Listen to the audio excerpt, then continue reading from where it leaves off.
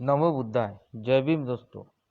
आज हम जानेंगे भगवान तथागत गौतम बुद्ध की कुल और पूर्वजों के बारे में। नमो बुद्धाय। जय भीम दोस्तों। ईसा पूर्व 6ठी शताब्दी में उत्तर भारत सर्वप्रभुत्व संपन्न एक राज्य न था। देश अनेक छोटे बड़े राज्यों में बटा हुआ था, जिनमें से किसी किसी राज्य पर एक राजा का अधिकार न था। किसी किसी राज्य पर एक राजा का अधिकार न था। जो राज्य किसी एक राजा के अधीन थे, उनकी संख्या 16 थी। उनके नाम थे अंग, मगध, काशी, कौशल, बिज्ज, मल्ल, चेती, वस्त, कुरु, प्रज्वल, मत्स्य, सौरसेन, उष्मक, अवंती, गंधार व कंबोज। जिन राज्यों में किसी एक राजा का आधिपत्य न था, वे थे कपिलवस्तु के शाक्य तथा कुशीनारा के मल्ल, वैशाली के लिच्छवी, मिथिला के विदेह, रामगाम के कौशिक, अल्पक के बुली, केशपुत्र के कलाम, कलिंग, पिपलीवन के मौर्य तथा भग्न, जिनकी राजधानी सिसुमारगिरी थी। जिन राज्यों पर किसी एक राजा का अधिकार था, वे जनपद कहलाते थे, और जिन राज्यों पर किसी एक राजा का अधिकार न था, वे संघ या गण कहलाते थे।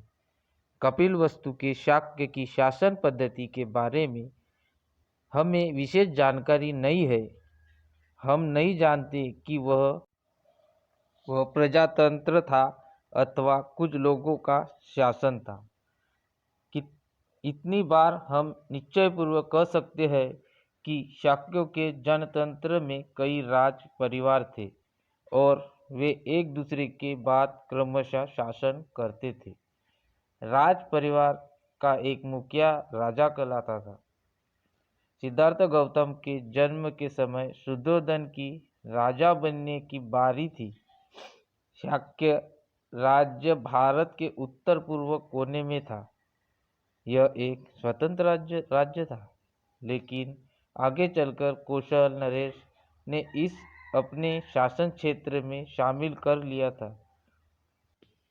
इस अधिराज्यिक प्रभाव क्षेत्र में रहने का परिणाम यह था कि कौशल नरेश की स्वीकृति के बिना शाक्य राज्य स्वतंत्र रीति से अपने कुछ राजकीय अधिकारों का उपयोग न कर सकता था।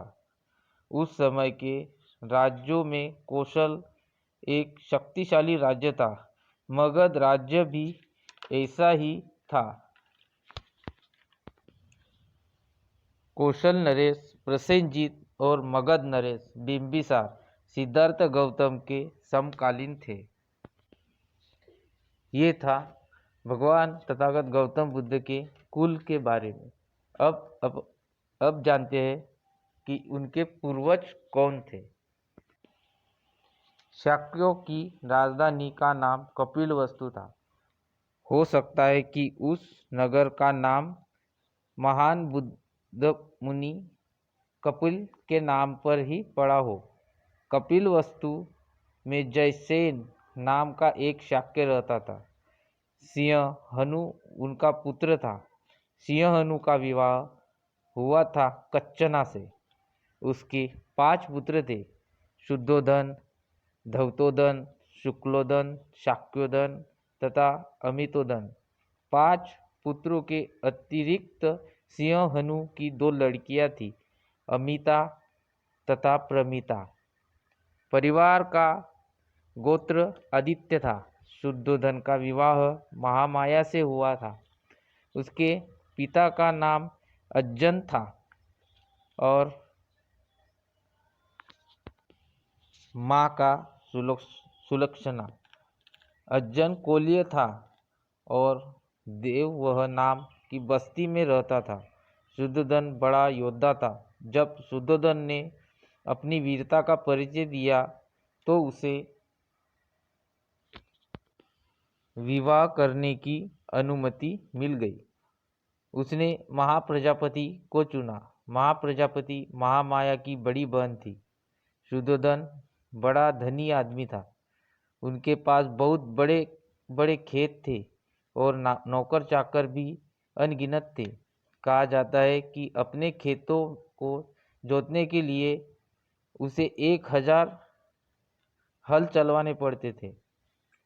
वह बड़े अमन चैन की जिंदगी बसर करता था। उनके कई महल थे। ये थे हमारे भगवान गौतम बुद्ध के पूर्वज, उनके पिता, उनकी माता, उनके बारे में हमने जानकारी ली।